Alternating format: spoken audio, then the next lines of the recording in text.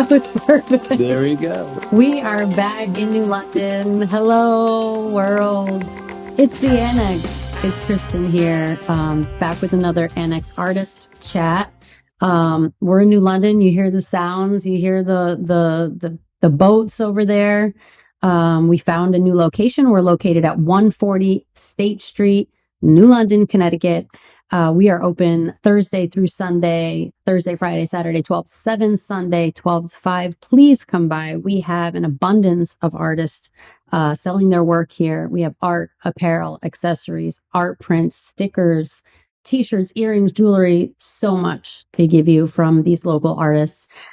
And where we really are, this is our new building. It's filled with nice, warming sounds. All right, so today we are here with, I guess I could officially say my first favorite artist. My brother, Kevin Gallagher, is here.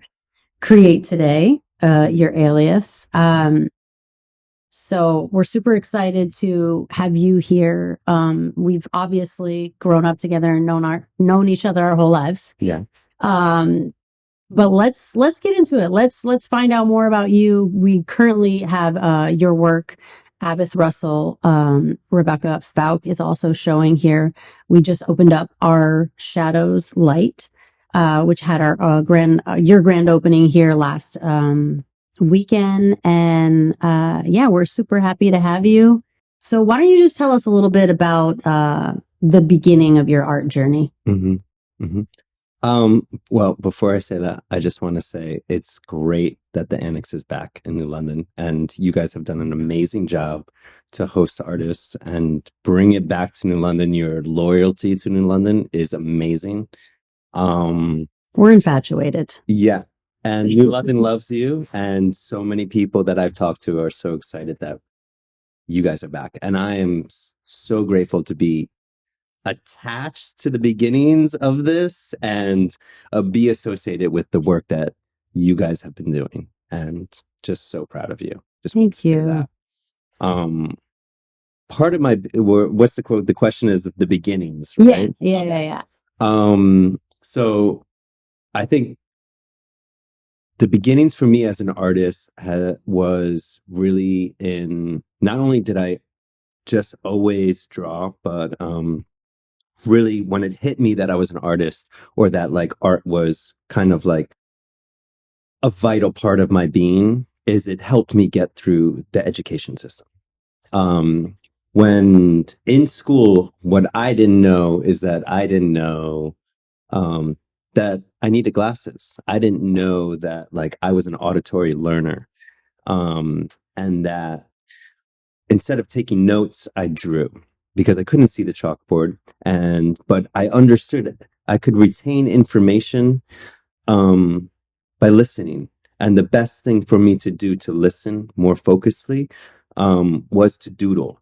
And the doodling aspect on the sides, just like ancient scriptures, the sides of script writers doodling the beautiful designs on the side, is just like you're retaining this information through the audio, through my ears, but writing it down, there was a gap. So I learned quickly that me taking notes was not productive, and that but me drawing and doodling allowed me to allow the mechanics of my body to do something, to stay still and retain information. And that helped me survive through the education, the school system that like my wild being did not want to be sitting in a desk. So Kept you calm. Too calm. It was too controlled. Yeah. So that was the wildness inside of me, able to wander, the wanderlust, and me being a wanderer, wanting to be in the woods and just wander and commune with things. As going through high school, starting to first art class I took in high school, I didn't like it all. It was too structured. Again, too structured. I got a C-. After freshman year. I was like, no, art class is not for me. And so I made a choice at that moment that I was going to continue to paint. I didn't need on your own. I didn't need the education. I didn't need to be told what to paint. Right. There Yeah. it was inside of me, and I needed to honor that. And it was like a dedication to the faith of it, that relationship. Right. So I think that was a profound moment after that, knowing that like, no, I'm going to always do this. And I don't need to listen to somebody else to tell me that you should draw this. The choice. It's like almost like that was the moment when you made the choice of like, yeah, I want to just do art when I want to do art. Yeah.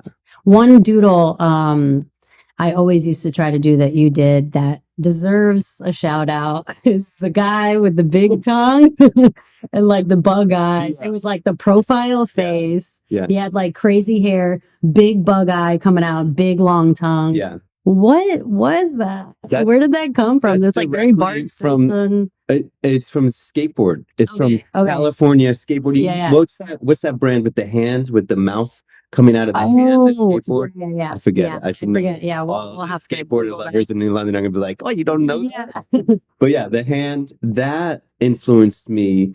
Because that's when I think I got introduced to skateboarding, and it was like the 90s. So skateboarding and grunge and hip hop were all coming. So that skateboarding culture, and I love the skateboarding culture because it overlapped. Right. It was a hip hop thing. It was a surfer thing. It was a punk thing. It's like character art, graffiti art, and it was sort of like cartoon art. Yeah. And I saw their stickers. So that was where that came from. Yep. And I got known for that in middle school. It was like, kids would come up to me and like, hey, draw me one of those. And I got known. Got more detail. Yeah. It would like start off as like just like a line drawing, right? And then all of a sudden there was like shading and shadows and like, and getting veins and the eyeball, like all of those specifics. And it was like the more grotesque, the more reaction got out of it. Right. So that was like one of the, I think in middle school is when I first got recognized from other people.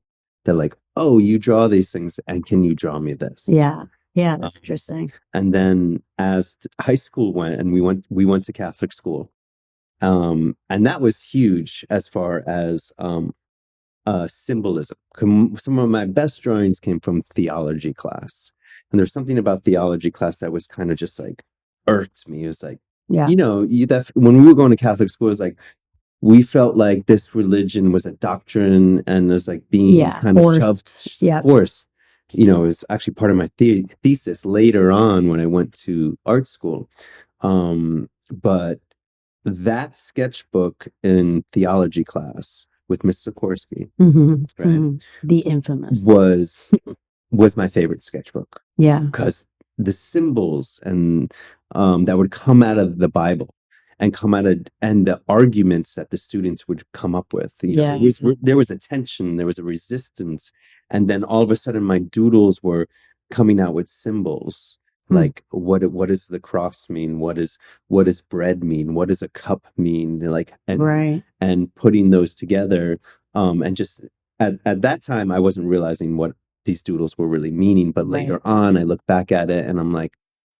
And now that I work with animal symbols and chakra symbols, it's like that comes back to like foundation. And that allowed me to retain that information. And later on, these symbols continue to come up in my sketches. And allowing that unconscious, like Zen doodling is what later on in my artwork is what kind of I always return to. It's just like a channeling almost. And now I listen to podcasts when I draw or listen to podcasts and having discernment about, okay, what am I going to put into my audio field that's going to influence my visual field, and then learning later on, like, okay, now I can use these symbols that keep on coming up. And you're processing, it's like you're processing what you're listening to, you're processing, what you're learning. And then somehow like almost like the art is like your philosophy of how you're like I don't know the word, but like you're coming up with your own conclusion through your artwork as you're like processing the information. It's process. It's like a streamline of learning. Yeah. And it allows me to process my own human experience. Right. Exactly. Right. And I think, bringing up that theology class is like, that's where we were all kind of like religion was exposed. It was like now all of a sudden we were getting like trying to get answers, right? and like realizing like, oh wait, like questioning things and like kind of going against the grain, especially, you know, in high school. That's and it's almost like it's funny because it's like a gift of that experience, right? It's like as much as like we all like kind of hate on our high school experiences, I learned so much in those classes about every other religion too. Right. That also kind of like helped you kind of come to your own conclusions, your own philosophy of like what you are, what we are as humans, the human experience, like all of that. And it's interesting because that really has traveled with you through your art. Like as you're saying that, I'm like, oh my gosh, like duh. Yeah. Like, yeah, it's still there. Yeah. It's like very much there. Our senior year is when we get to learn about other religions. Right. You know, they wait to the Yeah. It's like, now you get to learn about these other ones, right? Yeah. And they give you like, you know, a quarter semester for each. It's like, I was like, this is Buddhism. Yeah. This is Hinduism. And you're like, oh my goodness. Yeah, it's a crash course. It's a crash course. Yeah. And that was the year that I went back to art class because I knew that at that time I was like, well, I'm going to graduate in a year. I need to take an art class. Mr. Belleville. Mr. Belleville. Shout out to Mr. Belleville. Yeah. A fantastic character study if there ever was. That was like one of my first. He brought religion right into the art class. Yeah. We would pray before every class, right? Yeah. So we're bringing prayer. And then listen to Rolling on a River. He used to play that. And then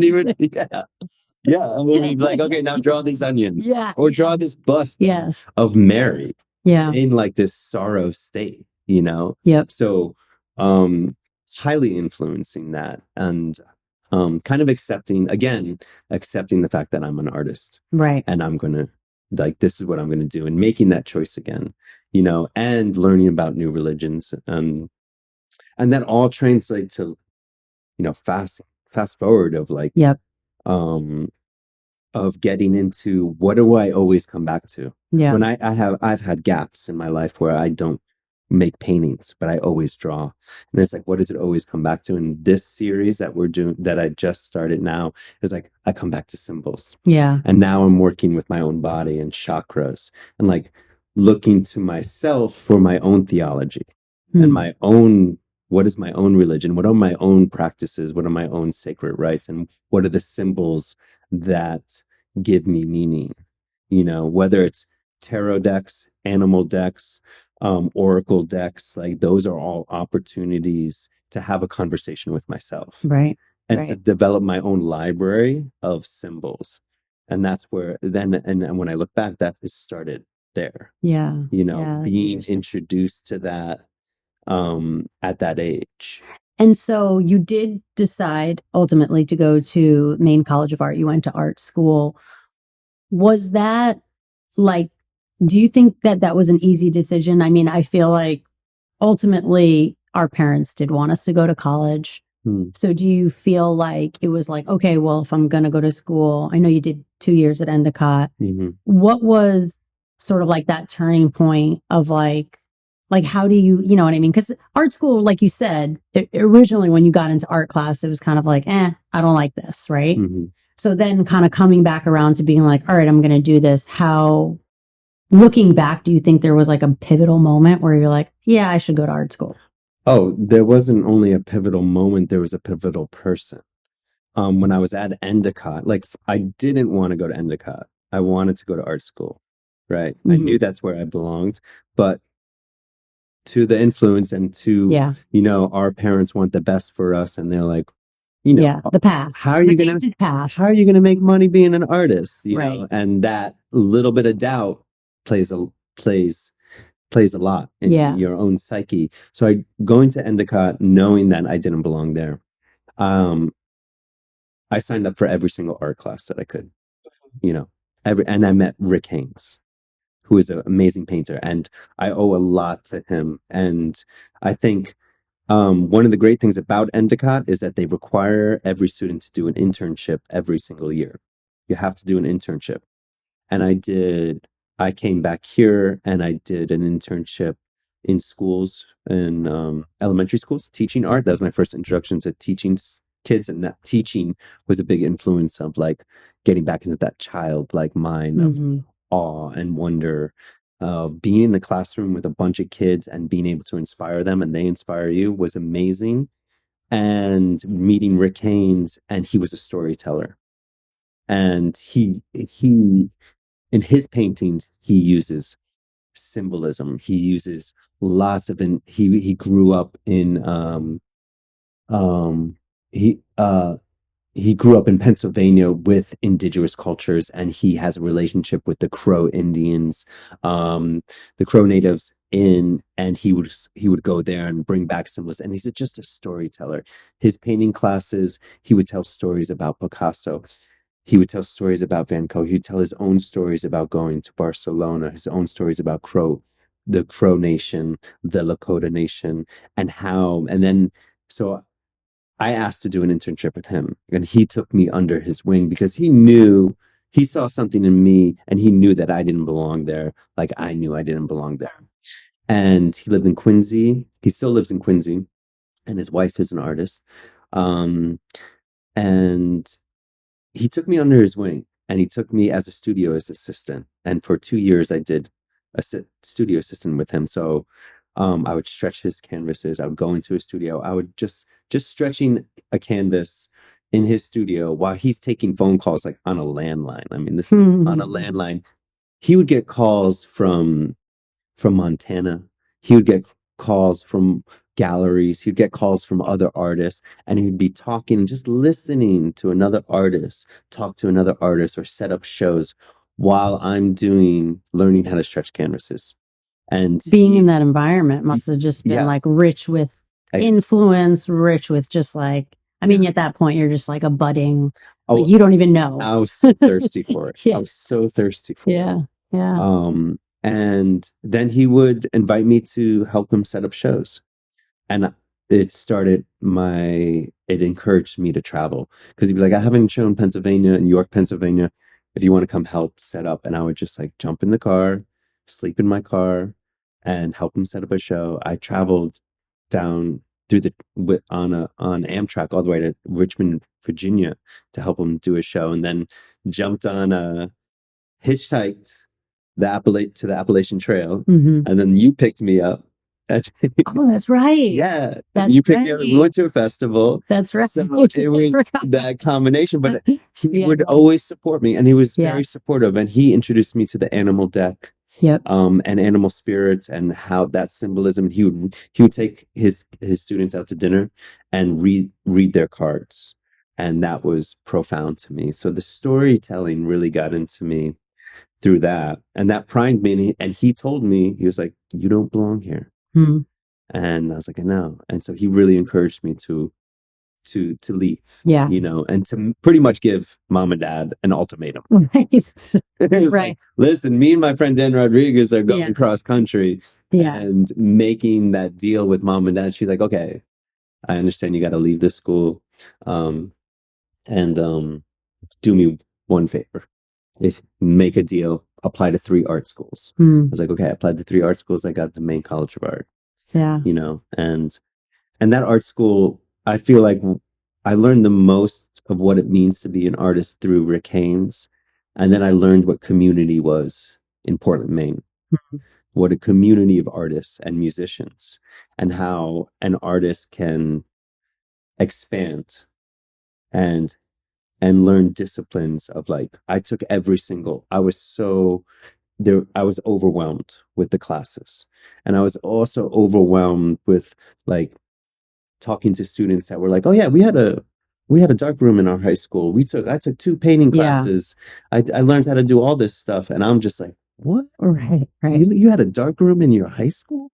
Yeah. That's wild, So I'm taking photography. I'm just like absorbing a sponge. And the biggest thing is I met lifelong friends there. Abbott being one of them. But that was later on. But just learning what it means to survive as a community of artists. Right. Being completely, like overtaken by an art community. 100% of the time. Yeah. What you eat, you sleep, it's like, it's funny because I feel like it's very close. It's not a conservatory. It's a regular college, right? Yeah, it's a Yeah. prep. So it's like, it's very much like a conservatory where it's like, no, this is all you can do. It's like eat, sleep, breathe, artist. And then also, I know there was a lot of like there was a sort of like political play into that too, especially with like Lindsay. Do you feel like that was like also learning how art translates to life and Absolutely. sort of like to the society? One of the great things about Maine College of Art is that there's really no campus. Right. So you're not isolated. It's you, the school is right in the middle of downtown. Yeah. Yeah. And the artists that go to the school and the students that go to the school are washing dishes, are serving you, are servers, are bartenders. They're on the streets busking. They're surviving. So that whole idea of like what your parents ask you is like, how are you going to survive as an artist? It's like, oh, you have a community of artists and you have potlucks and you give each other gigs and you have group shows and you busk on the street and you sell your work on the street. And it's not a solo gig. Yeah, it's not a solo gig. Yeah. It's the really instilled with me that it's a community and watching and supporting artists as they change through their own transitions. Like you mentioned Lindsay Wallace. Right. Shout out to Lindsay Wallace. Amazing performance art. First time I ever witnessed performance art was in that school. A very contemporary school where that school was really concerned about your idea. So it was a critique-based school. So you would present your artwork and, you know, they would ask you, the teachers were really about like, you'd show a painting and they would ask you, it's like, and ask you what's your idea and concept behind that. And like, it was amazing to me. There would be that you'd be showing a painting as a painting major and they would ask you, was paint the best paint and canvas? Is that the best way to communicate your idea? And so they're not just they're challenging they're your not idea. just challenging the image that you're creating or the lack of image or whatever, or the brushstrokes. They're challenging the whole medium. Your decision too. Yeah, to choose paint and canvas to convey your idea. So that was beautiful to just expand my idea. It was just like, why am I doing what I'm doing? And is this the best medium for me to do that? And Lindsay Wallace, seeing her do a performance piece, and I assisted her in a lot of pieces, and it was profound just to witness how the atmosphere, how in the moment and the now is an art piece, you know, and that brings in Buddhism, right? The now, it brings in, it brings in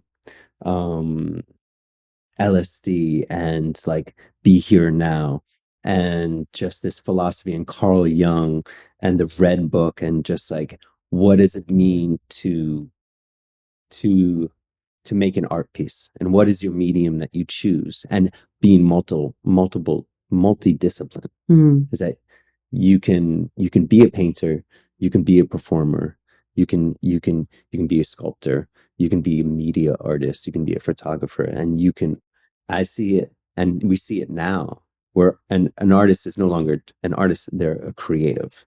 And creative, that word creative opens up the window that like, oh yeah, I make these earrings, I make these paintings, I make social media posts, I make performance art, I make music, and it's just like beautiful. Yeah, and I think that's a big part of our journey in New London, is very, you know, parallel for that. At least for me, is like, I think that's why it resonated here, because there's a lot of those feelings. There is the community of artists and a lot of like multifaceted artists that are just sort of like not afraid to kind of like dive into everywhere. And I think ultimately, like, one of the benefits of doing this artist chat is just learning that it's like, not every, you know, nobody's in one box. You know, everybody has kind of traveled through and sort of like dabbled in this, or kind of like taken themselves as far as they can go with photography and then art, and then continue to push themselves.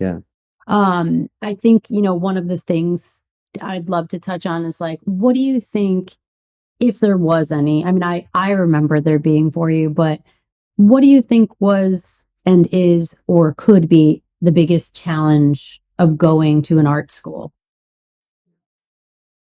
Oh, that you're not in the real world. When you're in art school, I think it's a psych out. Sometimes it can be a psych out where like you're creating art school paintings, right?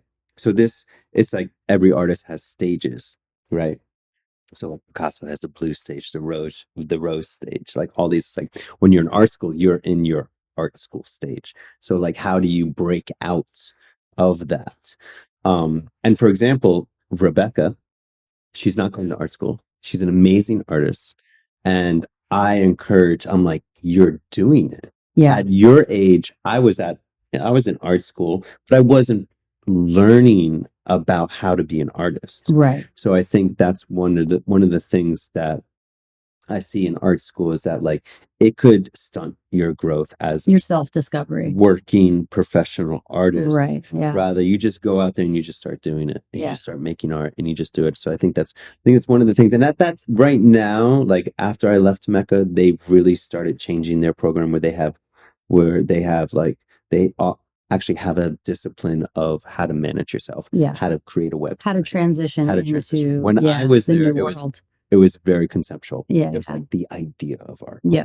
But Yeah. not actually how to physically work in this dimension. Right. Right. Yeah. Yeah. You know, so, and they've done a great job now of like, they have those disciplines because Yeah. you have to, you have Of course. you have Yeah. to, I mean, everybody's kind of has to like Yeah. get on board with how, like, I think that's the biggest thing with college and in school is just like, okay, well, it needs to be applied to Yeah. real life. How can you apply it? Yeah.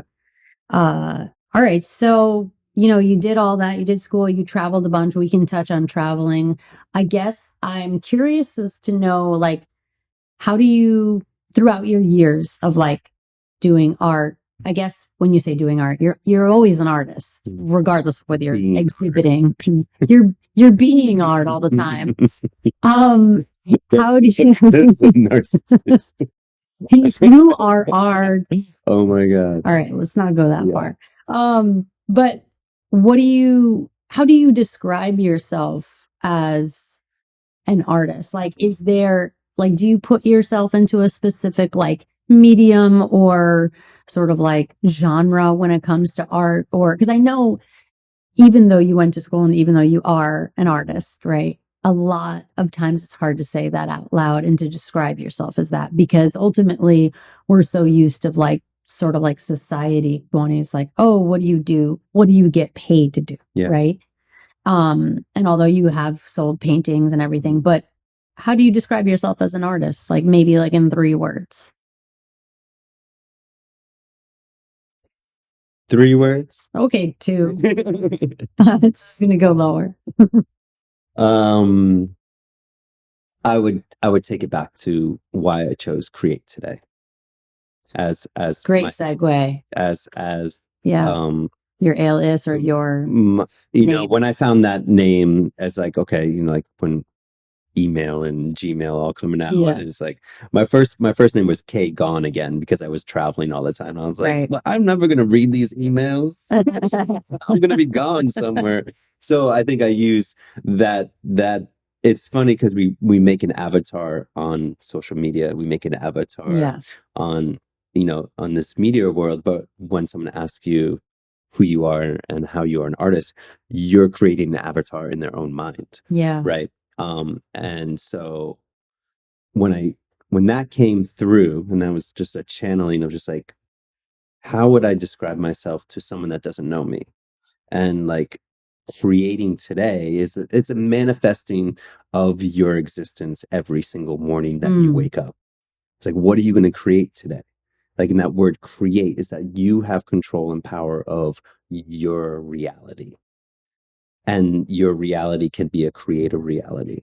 And for me, that inspires me signing my work like that. It's like, and it's kind of like a little ode to just like, you can create today. Mhm. Like just to saying, we can create our existence, our love. We can decide whether we want to live a nightmare or we want to live a dream. What do we want to create?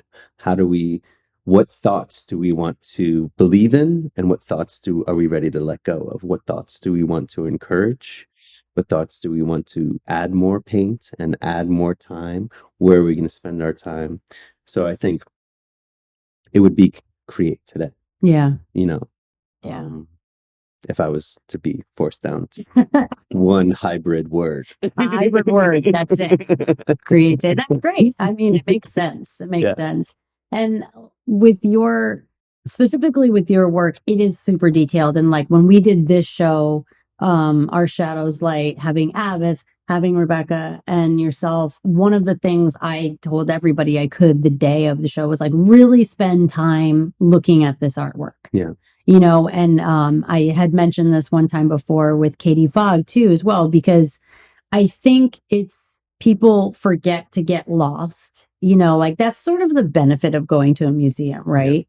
You know, is like you really, it's just you and the artwork and like getting lost in that space. And your work is so detailed along with Agnes and Rebecca's, but specifically for your work, I mean, how long would you say like some of your pieces take? Because I know that like a lot of your work was in sketchbooks for years and years and years. You have like 10, probably 10, a max of like 10 or 15 More than that. sketchbooks with just Yeah.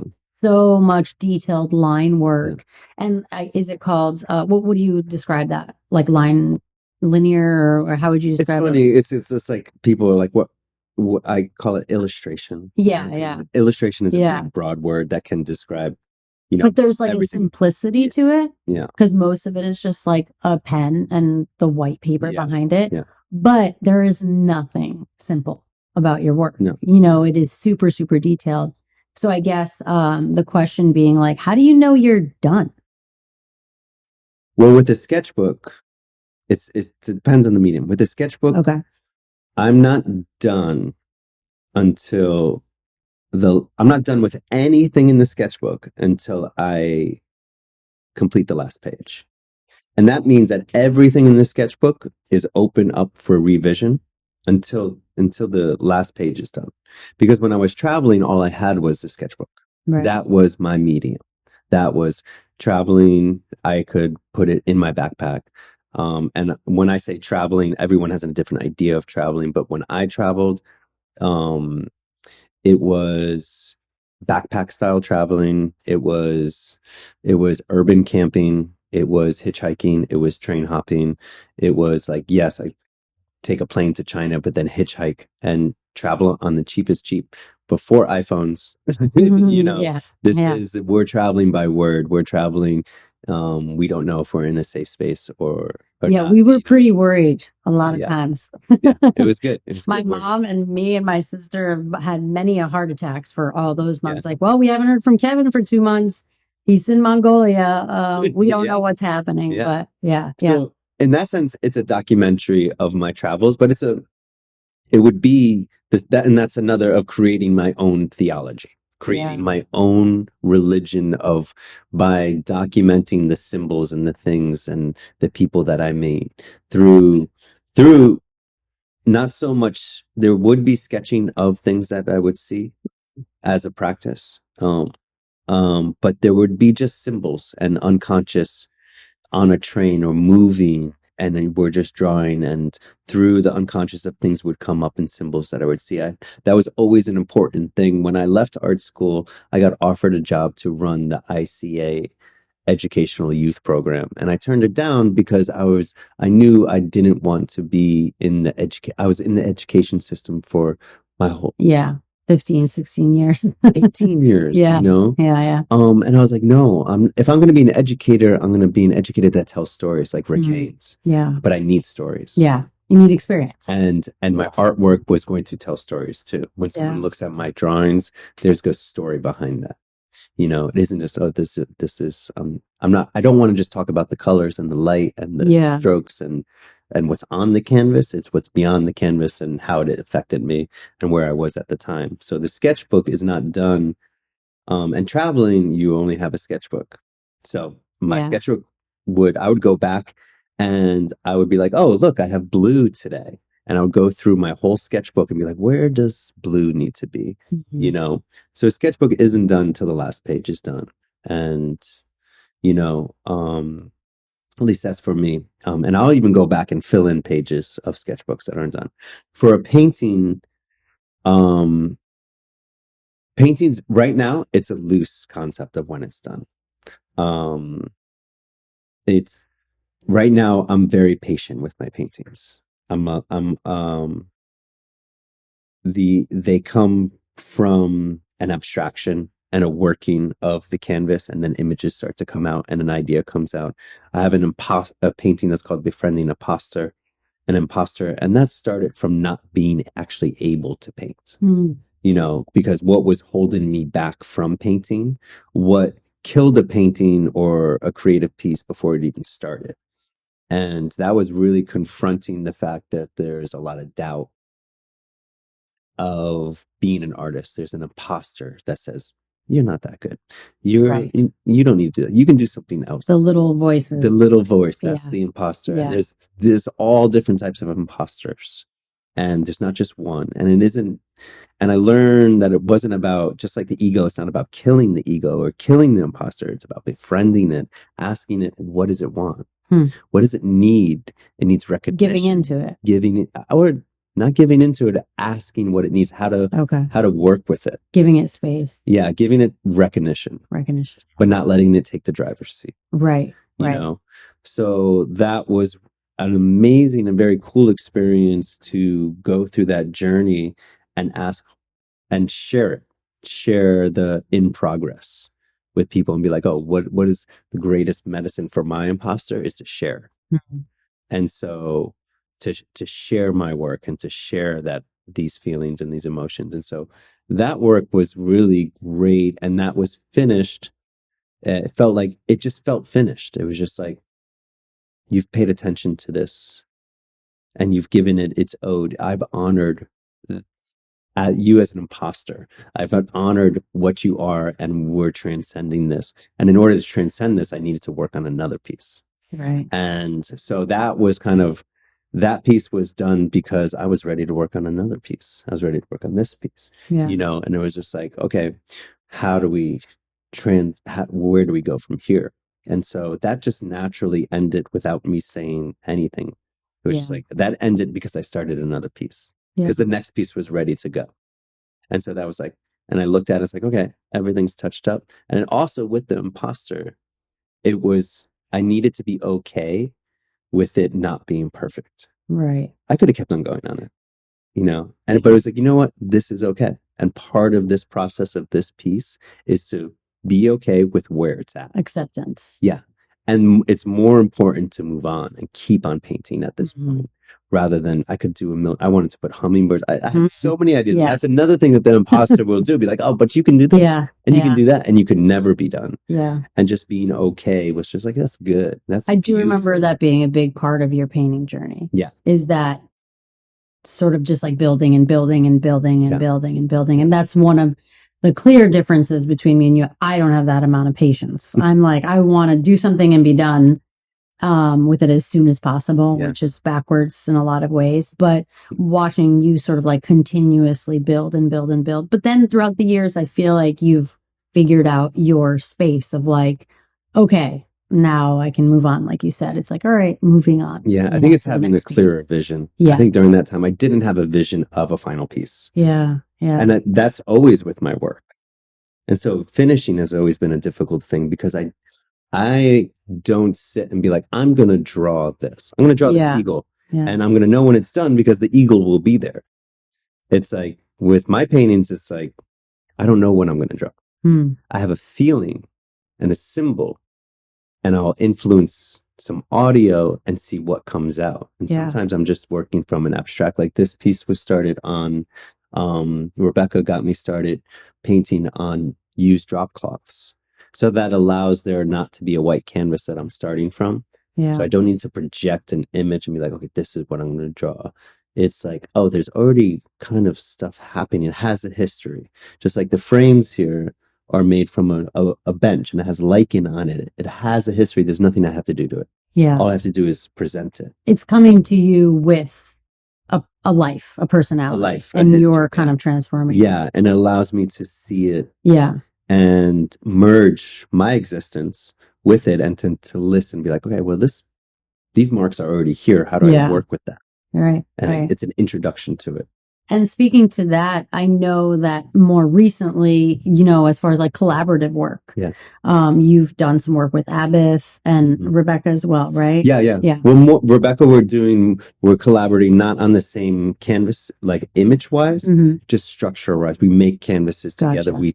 We talk, we philosophize, we make stretchers together, and we're collaborating with ideas and Yeah. practice. Right. What is her practice? What is my practice? What can we teach each other? Yeah. You And know? we collaborated. We, Oh my God. thanks to you, I sort of like, it was funny because for me, I'm a designer and making clothes, and it kind of dawned on me. I feel like at one point, I think it was like 2017, where I was kind of making things for myself, but Mhm. I wasn't finding purpose in designing. Like, I don't know. It was like I was searching for some sort of purpose, and it had dawned on me at night, probably when I was like up with anxiety, thinking about 1,000 things, which I do regularly.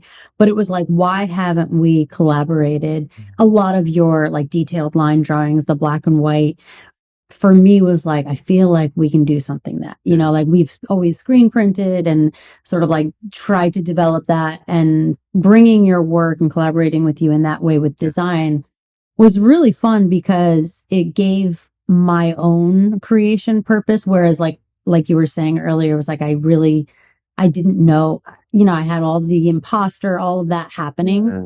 And so this was like purpose of like, okay, this is my intention here, is to like use this work. How can we use this work to like facilitate clothing and like print it on clothing, and which ultimately like ended up, obviously we made Seekin, which came together, which was like my name, your name, and like all the meaning there.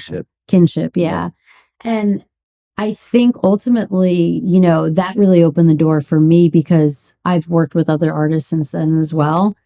And it is for sure interesting to take someone's artwork and make it wearable, right? Like even just screen printing something. It's like there's so much in that process that like you can lose or you can gain. And I think that's was something we were really open to, was like the process of like, okay, we're going to put this on a screen. It's not all there. All of a sudden the image isn't all there. It's not all, you know what I mean? It's not as detailed. And then what does it look like in these different colors? It's like we'd only seen it in black and white. We started there, and we did a show at the ballroom. We did a show at the Glow Choral Gallery, the Glow Motion, which was really cool because it was a lot of like white on black and black on white. Do you feel like in collaboration, like obviously, we all grow from that, but what do you feel like are like the biggest benefits or takeaways, like challenges for you from coming from that? It's one of the biggest inspirations when it comes to my practice, because I get energized and I love being of service. I think discovering myself is like, in the beginning, it was like people pleasing, like, oh, I want to raise you up so I don't have to like raise myself up. Right. But now it's translated into like, and one of the great things is like the fact that Abbott is in the show. When I met her in Portland, Maine, it was a time when Sante was being born, my son. He was being born, coming in, and she had an artist collective still going called the Hidden Ladder Collective. And that was a group of artists that she would host, her and Silas would host collaborative work, and we would come and we'd all draw, we'd make music. There'd be people playing music in the bathroom, there'd be people collaborating with food, there'd be people drawing, that's where they created a board game or a card game, PBL Robots, out of that. Like, so much gets created through collaboration that is unintentional. And that experimentation is really excited. And same with, I think I discovered that when I was at Mecca with printmaking. The fact that like, you don't know what the final outcome is going to look like. You have no idea until you lift up the silk screen, until you lift it up and you're like, oh, I didn't know that was going to happen. And with collaboration, when you're working with someone, it's so much fun, because working with you was so much fun because we had such a respect for each other's crafts and our relationship. And it was just like, to work with that and to create not only a line together, but like um, being able to, you can take something that someone doesn't hold precious or doesn't know how to take to the next level. Yeah. Like all those drawings were in my sketchbook. Right. And I had no idea how to get them out of my sketchbook. Right. I wasn't ready to paint. I didn't want to paint them exactly because Yeah. I'm such a in the moment type of creator but you kind of you can give another person a purpose. Right. And be like, I see this in your artwork.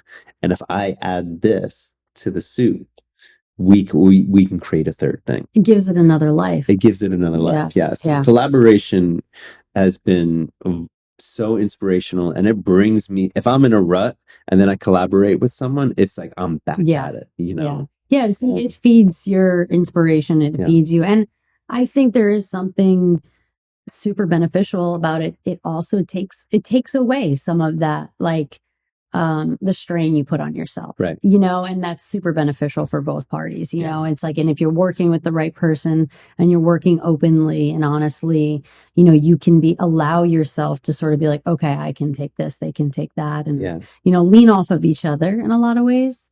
And ultimately, you carry it with you for the rest of, you know, it's like everything you've accumulated, your traveling, your you know, your school experience, your community experience, like you take that, this, you know, the fact that you're going back to the symbolism from high school, it's like all of those things are now just a part of your art, which is really, you know, which makes it ultimately super unique.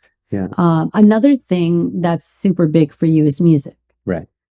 So what's tell us a little bit about your music journey. Well, I'm a percussionist. I love playing congos, djembe, hand percussion. And I'm still learning a lot. I think I would have to say improv, jazz, hip hop is kind of where I source it.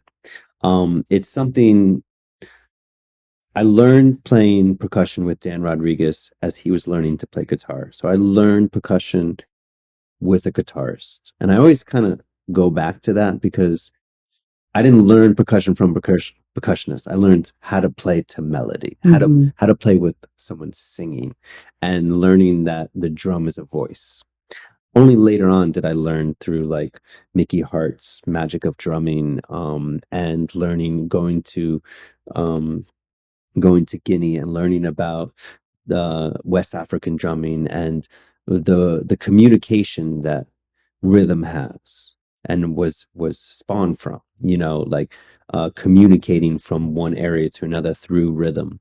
I always felt like I was singing through the drum. I was echoing what the singer was saying, or echoing what the melody was saying. So I kind of see percussion as that, which is now I'm trying to learn the how to be a metronome and how to keep the beat so melody can play over the beat, which is very difficult. I'm kind of like have to unlearn a lot of things to learn how to be rhythm, how to be the rhythm, how to be the solid stick that where people can play over that. So I feel like I'm learning that now.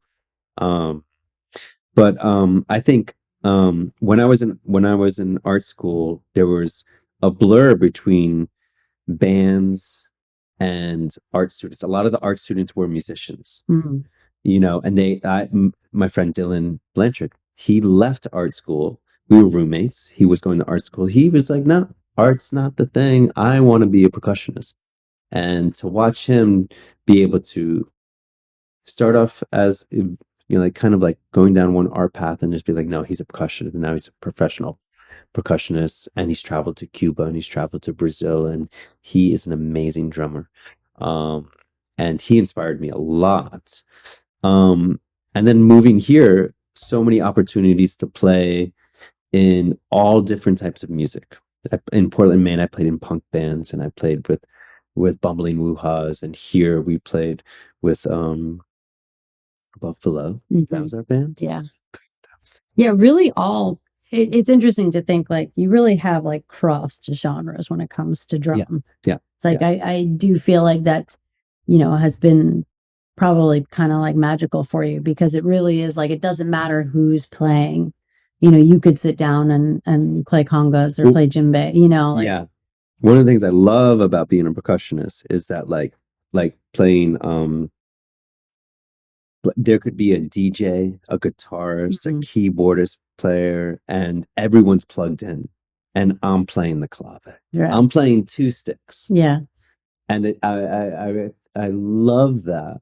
I love that I don't need to be mic'd. I yeah, don't need yeah. electricity. You're low maintenance I musician. love maintenance, but I love being like, yeah. But you can And still be loud and make and your then afterwards, there presence. was a lot of doubt with that. And then Yeah, I would talk to bands that I play in, and they're like, no, the clave playing the shaker was great. yeah, It yeah, was just like, yeah, I can do this yeah, and add a feeling. yeah, And completely. and I feel like that's very similar to how I approach any creative aspect is simplicity, Yeah, source. Like, where am I getting my inspiration from and symbols? It's from here. I'm not like looking for external sources from it. It's right. it's from it's somewhere inside of here. And same with rhythm is like, and it's again, it's a blessing to play jazz because I say jazz because just listening to improv, listening to like they just made that up. But it took years of channeling or just the openness to let it channel through you. And that's how I approach music. And that's how I approach my visual aspect. It's like, I need to let go and do less. Yeah, So more can come through, you know? But at the same time, right now, I feel like it's time to skill down, yeah, to like right. skill up. Skill up. Yeah, Like you can do that hone in on the better little if you details. knew how to count a 4/8 count. Right, right. Yeah, Because then your level of channeling would be able to fit in this band that wants you to play with them. And right. they're at this level of skill of and this collaboration thing where someone's at a level that's been studying rhythm or studying music for a very long time and you're surrounded by four players that like know that and I don't know how to do a 4/8 count, Yeah, so it's right. like, oh, You got to keep up. it's time to learn that so I can channel and play that. And I feel like the same way with my painting now. I'm like, okay, I love drawing these animals. It's like, it's time. Let's take a class. Let's Yeah, learn and skill down. I think that's a journey for every artist is to always be able to be in the learning stage hmm, and to be okay with like, I need to take a class on this. yeah. I need to learn these things and be open and be excited about learning, always Absolutely. learn. It's interesting because I do feel a similar duality to like with I'm a designer, but I also am an actor and I'll always consider myself an actor. And acting, voice acting, all of that is definitely like something for me that is like, it's playtime, no matter when I do it or how I do it or whatever. It's always playtime. Designing and making clothes is also, but it's a little bit more of like um, I don't know how to describe it. I don't want to say difficult. It's not negative in any way, but it's definitely, it's like, I wonder if you feel that same way between like, being a painter and being a drummer. Like, do you feel like one is slightly more, I guess, childlike? Like acting makes me feel like a child and I love that feeling. Being a designer is more of like a passion project. You know what I mean? It's like, there's a lot more thought that goes into it. Do you still have like childlike moments when you're Oh designing? yeah, absolutely. Yeah. Absolutely. But it's not like as like easy, I guess. Yeah. It's like for you, do you feel any of that with like your painting or drumming, or do you feel like it's kind of equal? Well, I think the major difference is drumming is very communal. Drumming is like you gather people around Hmm. the fire Yeah. and you play drums. There's always a relationship. You have a dancer. You have other drummers. Like so. I think in that aspect, there's performance. Hmm. And whatever performance anxiety happens, or or how do you let go of just like be a child and drum. Yeah. But when you know you're being listened to, or even more pressure, relied on to keep the rhythm. Right. It's more of a team concept. Right. Yeah. So there's a joy in that because you're getting an instant reaction. Mhm. And when you're in the flow state and there are people around you, there's the synchronicity between energies receiving and giving is that's the art. Yeah. Like, yeah. that's the moment. That's the art of that energy. That give and take. With painting, it's very isolated. So I'm doing a more internal, there's more internal pressure on myself. I'm putting the pressure on myself, you know, but also I can be free because no one's watching me. Right. It's only my own imposter that's going to hinder me in that. Yeah. Well, there's my own imposter in drumming too. Yeah. But like here, no one's watching me do what I do until I say, okay, now it's ready to be seen, you know, and now everyone can look at it. Yeah. Or, you know, because you don't, that's a sacred space. Yeah. So I think a lot of it is like, there's a sacred space when I'm in a studio and I'm working on a painting. Yeah. And I won't show anybody until it's ready to be shown, or I need a person's, or someone, like, because I paint in my living room, someone walks through and it's like, well, they're going to see it. Yeah. So maybe they say something, maybe they don't, but I'm not going to let that influence, or maybe we'll see what the influence will be. Right. But I'm not going to publicly post it, you know? Yeah. With the drumming, it's just like, you just got to forget you are where you're at when you're at where you're at. Yeah. With when I put a drum in front of me and someone's like, oh, can you play us something? It's like, well, this is where I'm at. And if I mess up, I mess up, and I got to keep on going. Right. You know? Right. So I think those are two worlds that are great to help me grow and challenge me in my own imposters, you know, and to help me grow with different types of communities. And I love the back and forth. My favorite studio that I had was in Grime Studios, original Grime Studios in Portland, Maine, 24-hour access studios that I created a little treehouse to live in. But I had a drum kit set up, I had my conga set up, and I had my painting set up, and there was metal and punk bands all around me. And I would paint, I would drum, I would paint, I would drum. So that was a beautiful relationship that still happens, but it's just like how those two disciplines interacting with each other, where I would sit and drum, and I would become less conscious of what I was drumming, and I would also become less conscious of what was in what the painting was doing, and I would just be able to same thing. It's very interesting now that I think about it. It's that same thing with being in school, where I have the audio and visual. And when I do both, I can turn off and receive all the information. So I'd be drumming and looking at my painting, and all of a sudden I'd be like, I know what to do next. Yeah. But I'd also be practicing drumming. And, you know, well, it's like becomes meditation. Yeah. It's like ultimately becomes a meditative experience where you're able to just like allow that space to exist and come to light and come to you. Right. Yeah. All right. Well, let's bring it back around to the Our Shadows Light, the show that we have hanging in the Annex right now. What do you want to talk about, like the name of the show and maybe like some of the pieces you have here specifically? Well, Our Shadows Light is, I was, you know, playing with the duality of our shadows light, like our. That's what I meant to say. Our shadows light. Our shadows light. Question mark. You know, our shadows light. Question mark. So it's like, if we're like shadows give light. Yeah, or do shadows exist without light? You know, so if shadows don't exist without light, then they're basically light. Right. Yeah. And same working with the imposter, representing my shadow, is just like that shadow can be transmuted into light if you work with it. If you see the light in the shadow, see the light in the darkness. So it's kind of like a self-inquiry question that you can have, like, our shadows light, our shadows light, you know, and together as a group show, having our together, we all have shadows. we all emit light and we all cast a shadow, you know. It's something that I think we can't avoid but do. But how do we see it?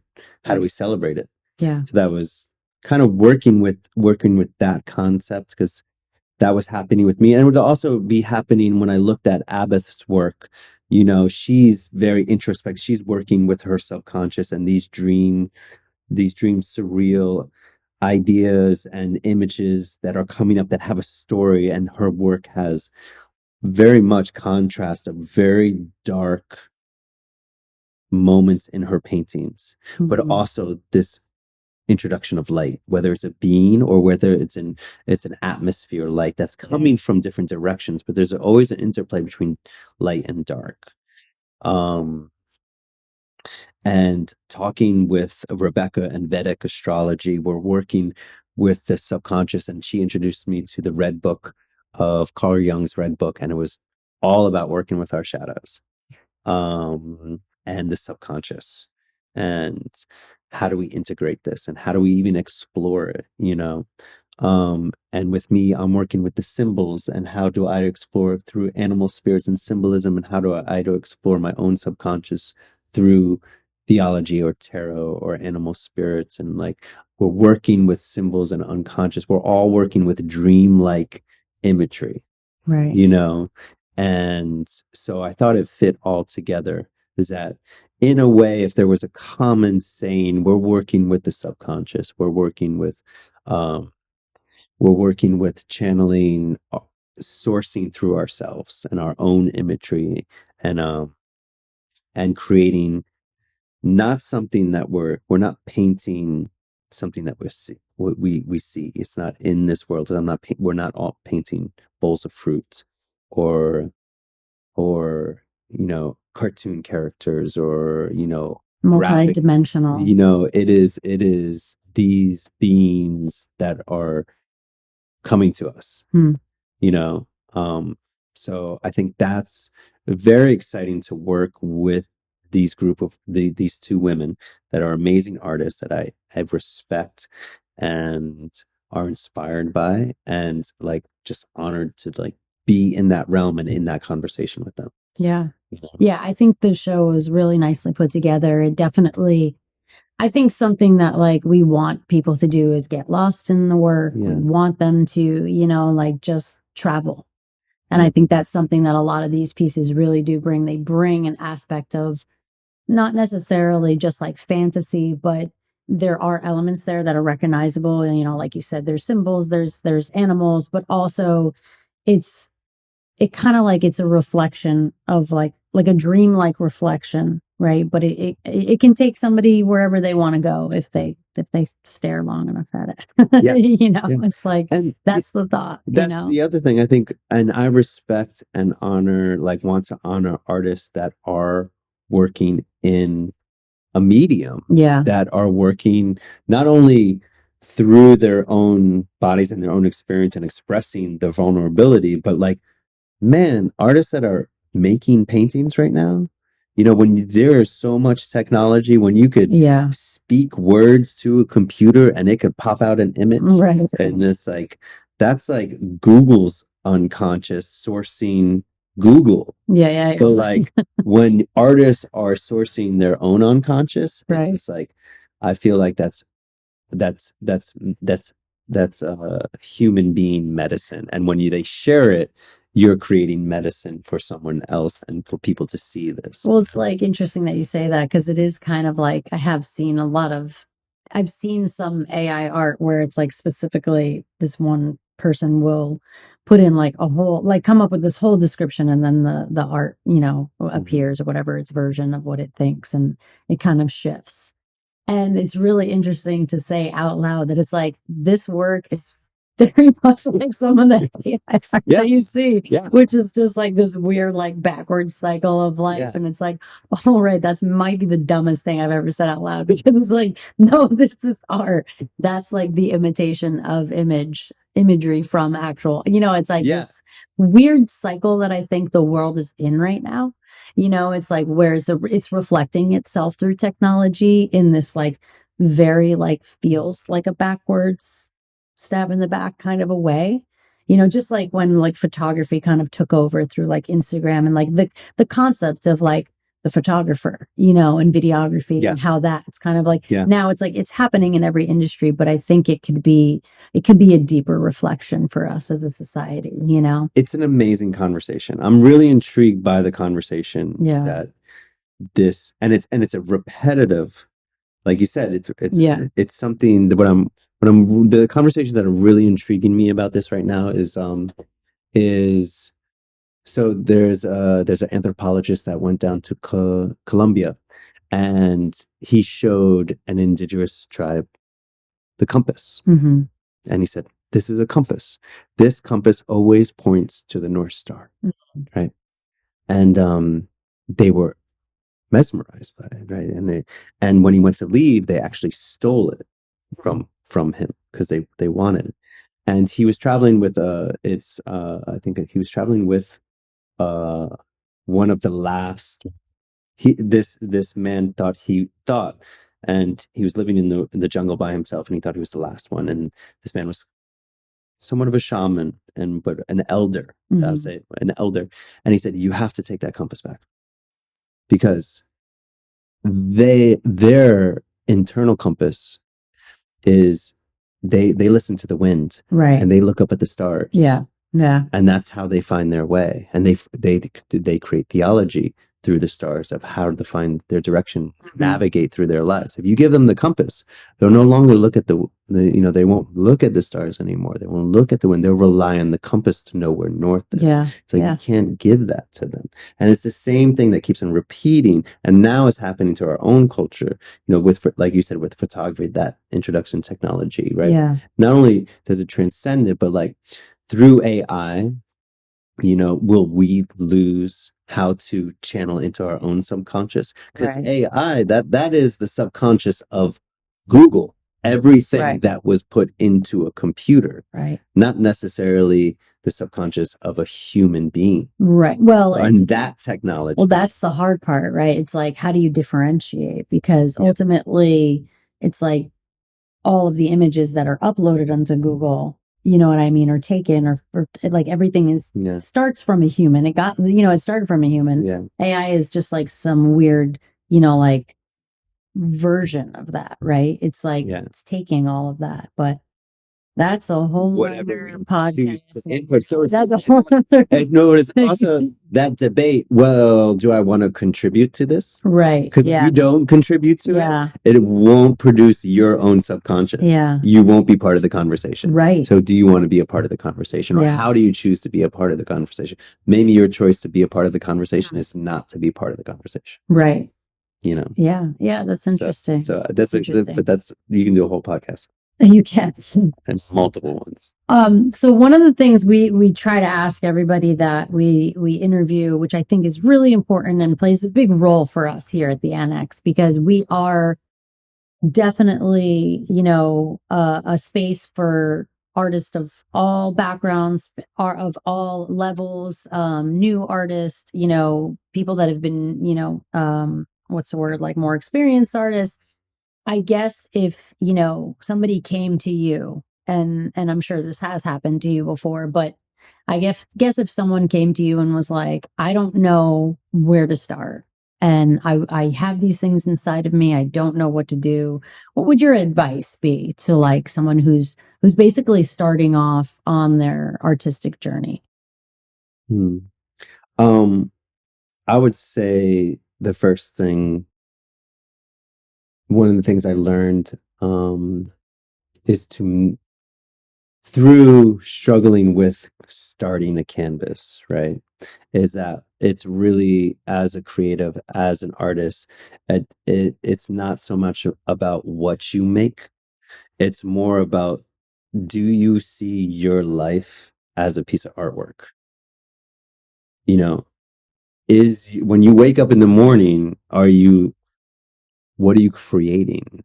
What are you manifesting? How are you creating the atmosphere to create?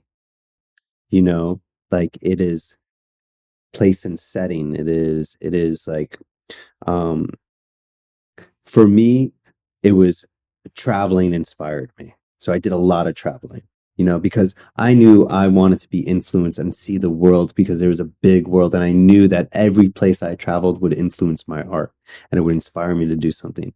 And then it turned into like community artists, working with artists, be like, oh, I really am intrigued. Like what's inspiring you to wake up? Like, where are you living? Like, is your atmosphere, is your community nurturing your artwork?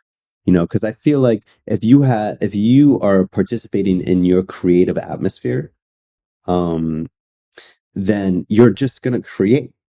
You're gonna be if you have a supportive atmosphere, supportive group of friends that are intrigued by your creativity, you're going to be asked to create. And I think it's learning like what inspires you. When someone asks you, hey, can you create this for me? Does that inspire you? Or is it more about like isolation and research? It's like discovering how you get inspired and the atmosphere that you are most inspired by, and that changes. For me, it was traveling and I was creating every time I would go on a trip, my sketchbooks would be filled up. And I knew that later on they would be good for something. Yeah. They would be good for something. Yeah. Eventually, they were so good. I loved them. Yeah. They had so many stories to them. I just had to keep on traveling and keep on having sketchbooks. But when that died out, then it was just like, okay, I had to like, I couldn't afford a studio. Right. It's like, okay, so I need to create a space where I can actually create artwork. So it's like, maybe I need to save up some money to create that space, or how am I going to get an internship where that stuff is taken care of. So I think it's like formulating and creating a lifestyle that nurtures the opportunity for you to be your most creative. Right. Yeah, it makes sense. Surroundings is a big part of it. What's going to provoke you? Yeah. What's going to get you there? It's not just about, oh, go to school, or, oh, just No. grab a paper. It's like, yeah, it's about paying attention to those other life details. Yeah. That very, very much formulate who you are. Yeah. And who you want to be. And yeah, what works, and you try out different things. Some people work really good when they have a 9 to 5 and then they come home and paint all night long and wake up and do a 9 to 5. Some people don't work like that, some people they thrive in the art school setting. I went to art school and I met artists that were like killing it. And I had no idea what I was doing, but like, man, they thrive in an educational atmosphere. Right. And so if that works, stick with it and figure out how it can continue to work with you. If you being on your own and just like finding an apprentice or someone to do an internship with and work with that, and that works, so I really feel like who you're surrounded by and your atmosphere.